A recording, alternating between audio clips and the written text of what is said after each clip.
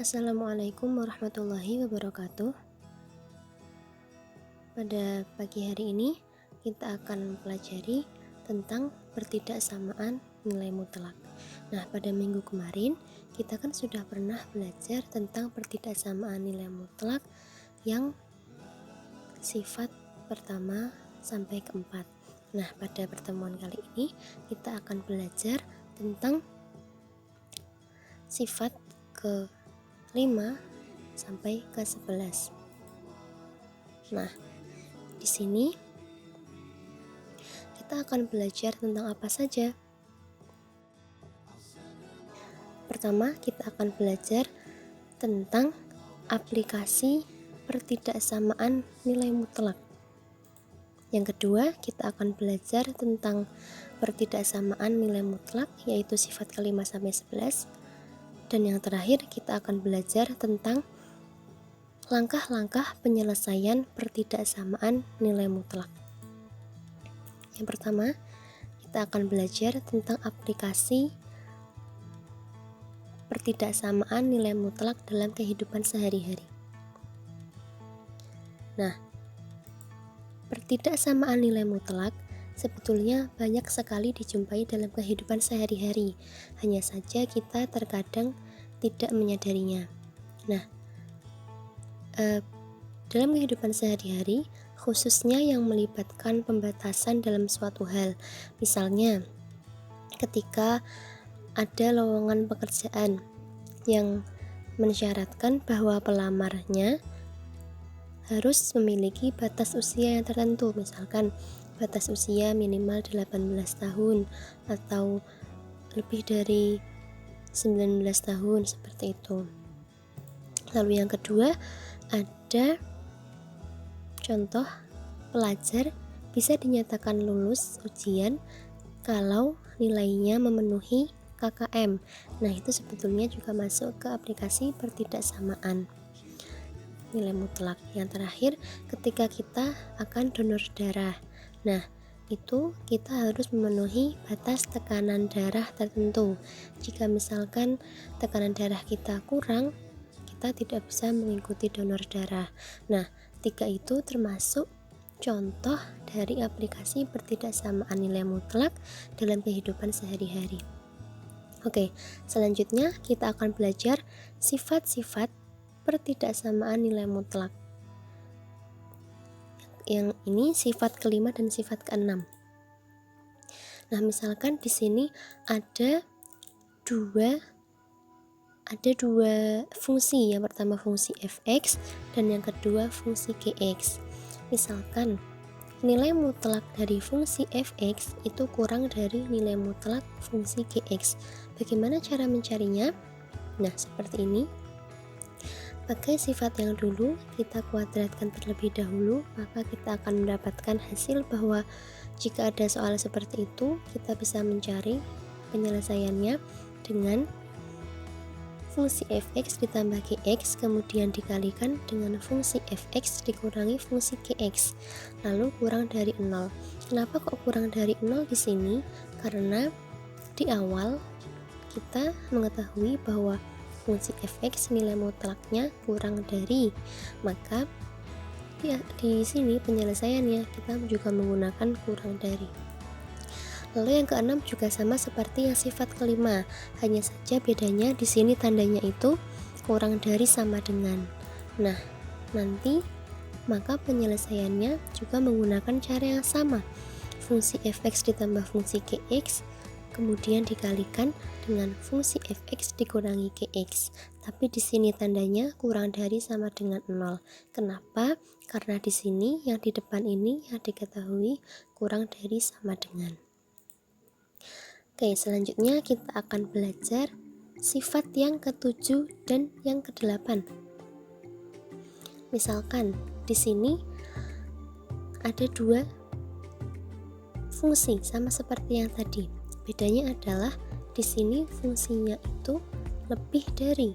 Jadi misalkan ada nilai mutlak fx lebih dari nilai mutlak gx, maka nanti penyelesaiannya adalah sama seperti yang tadi, bedanya di sini lebih dari 0.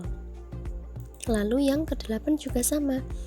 Seperti itu, tapi bedanya di sini dia lebih dari sama dengan 0. Nah, seperti itu. Selanjutnya, fungsi yang ke-9. Misalkan kita di sini ada dua fungsi tapi dalam bentuk pecahan. Nah, seperti ini. Misalkan nilai mutlak dari fx per nilai mutlak dari gx kurang dari a. A itu bilangan real. Nah, di sini bagaimana caranya? Kita pindahkan ruas yang penyebutnya atau nilai mutlak gx-nya kita pindahkan ruas ke kanan. Jadi dikali. Jadi nilai mutlak fx kurang dari a bilangan suatu bilangan a dikali nilai mutlak dari gx. Maka nanti jika ketemu soal seperti itu, caranya sama seperti yang tadi. Nilai mutlak fx ditambah dengan bedanya di sini ada a-nya atau ada suatu bilangan tertentu a. Dikali fx dikurangi a dikali gx. Di sini kurang dari 0. Kenapa? Karena di awal dia kurang dari a. Misalkan nanti di sini kurang dari sama dengan a, berarti nanti di penyelesaiannya juga kurang dari sama dengan. Seperti itu. Lalu sini fungsi sifat ke-10 dan ke-11. Nah, ada dua batas seperti ini. Misalkan a, suatu bilangan a kurang dari nilai mutlak fx kurang dari b, maka nanti penyelesaiannya seperti ini. Suatu bilangan a kurang dari fx kurang dari b, atau dibalik negatif b kurang dari fx kurang dari negatif a. Yang 11 sama seperti itu, bedanya hanyalah di sini memakai tanda kurang dari sama dengan. Nah, lalu bagaimana kalau kita menggunakan sifat-sifat ini dalam suatu permasalahan atau dalam suatu soal? Nah, misalkan ada soal seperti ini. Berapakah interval nilai x dari pertidaksamaan nilai mutlak ini? Nilai mutlak 2x dikurangi 5 kurang dari nilai mutlak x ditambah 1. Nah, seperti ini bagaimana? Ada langkah-langkahnya. Langkah-langkahnya adalah sebagai berikut. Langkah yang pertama,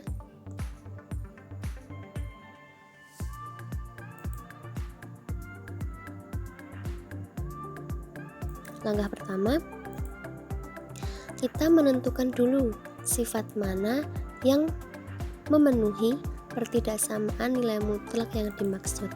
Nah, di sini kita punya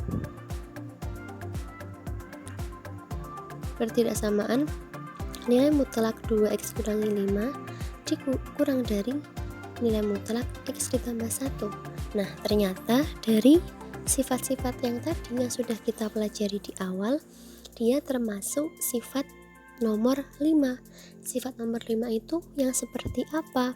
Nah, seperti ini. Misalkan ada dua fungsi, nilai mutlak fx kurang dari nilai mutlak gx, maka penyelesaiannya adalah seperti ini. Nah, kita misalkan di sini fx-nya itu 2x kurang 5, gx-nya itu x ditambah 1, maka tinggal kita jadikan seperti ini. Nih, fx ditambah gx dulu, berarti 2x min 5 ditambah x plus 1. Lalu yang sebelah kanannya dikali fx kurang gx, berarti 2x min 5 kurangi x min 1. Seperti itu. Lalu kita dapat hasil bahwa 3x min 4 dikali x min 6 kurang dari 0. Kenapa kok kurang dari? Karena di soalnya yang kita ketahui tanda pertidaksamaannya adalah kurang dari. Nah, seperti itu. Langkah nomor 2 yaitu kita menentukan pembuat nolnya. Dari pertidaksamaan yang tadi kita cari satu-satu. Kan ada dua fungsi, ada dua, 3x min 4 dan x min 6. Berarti satu-satu dulu. Yang 3x min 4 terlebih dahulu. kita samadengankan 0, berarti 3x sama dengan 4, maka x-nya sama dengan 4/3. Lalu yang satunya, x kurangi 6 sama dengan 0, maka x-nya sama dengan 6. Nah, di sini kita sudah punya dua nilai x. Yang pertama, x sama dengan 4/3, dan yang kedua, x sama dengan 6. Selanjutnya, apa yang harus kita lakukan kalau sudah mendapatkan nilai pembuat nolnya atau x-nya? Nah, kalau sudah seperti ini, langkah ketiganya, kita meletakkan pembuat nol pada garis bilangan. Nah, ya tadi kan 4/3 sama 6, kita letakkan di garis bilangan. Nah, lalu bagaimana caranya kita menguji tanda? Kita bisa memilih satu titik pada 3 bagian di atas. Ini ada 3 bagian toh.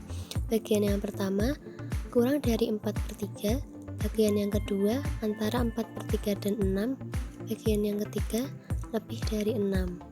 Nah, yang pertama dulu, yang kurang dari 4/3 dulu. Misalkan kita pilih titik 0, karena titik 0 kurang dari 4/3. Ternyata setelah kita masukkan ke persamaan 3x-4 dikali x-6, kita mendapatkan hasil yang positif. Berarti kita tulis di sini positif. Lalu bagian yang kedua antara 4/3 dan 6. Misalkan kita ambil titik 2, karena ada di antara 4/3 dan 6. Setelah kita masukkan ke 3x-4 dikali x-6, kita memperoleh hasil yang negatif. Satu lagi, yang bagian lebih dari 6. Misalkan kita ambil titik 7. Nah, kita memperoleh hasil yang positif. Hasil-hasil ini kita tandai di garis bilangan. Maka kita memperoleh seperti ini. Selanjutnya, apa yang kita lakukan? Langkah yang terakhir, kita menentukan dan menuliskan interval penyelesaiannya. Bagaimana caranya? Nah, di soal kita memperoleh 3x kurangi 4 dikali x-6 kurang dari 0. Nah, karena di sini tandanya kurang dari 0, maka kita memilih interval yang menunjukkan hasil negatif. Kenapa? Karena negatif itu kurang dari 0. Misalkan nanti kita memperoleh hasil lebih dari 0, berarti kita mencari yang hasilnya positif, seperti itu. Berarti di sini bagaimana yang menunjukkan hasil yang negatif?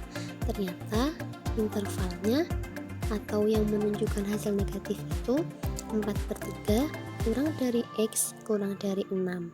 Nah, seperti itu. Jadi tadi intinya adalah kita ada 4 langkah dalam menyelesaikan pertidaksamaan nilai mutlak. Langkah yang pertama, kita menentukan dulu soal yang mau kita kerjakan itu masuk ke sifat yang mana.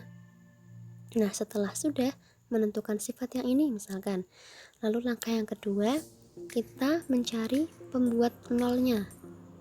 Pembuat nol itu yang tadi x sama dengan berapa, x sama dengan berapa, seperti itu. Setelah kita menemukan pembuat nolnya atau x sama dengan titik-titik, kita meletakkan itu pada garis bilangan. Itu langkah yang ketiga, dan kita menguji tanda yang tadi plus min seperti itu, positif atau negatif seperti itu. Lalu langkah yang terakhir, kita menuliskan interval penyelesaian. Nah, seperti itu. Oke. Nah, akhirnya kita sudah sampai pada akhir pembelajaran. Tadi kita sudah belajar tentang aplikasi pertidaksamaan nilai mutlak dalam kehidupan sehari-hari, lalu sifat-sifat pertidaksamaan nilai mutlak, dan yang terakhir, langkah-langkah penyelesaian pertidaksamaan nilai mutlak. Nah, setelah ini silahkan dilengkapi lembar kerjanya sesuai dengan isian yang harus dikerjakan, dan ada beberapa latihan soal untuk memperdalam materi yang sudah kita pelajari hari ini. Terima kasih, sekian dari Mbak. Jika ada pertanyaan bisa langsung bertanya. Tutup. Wassalamualaikum warahmatullahi wabarakatuh.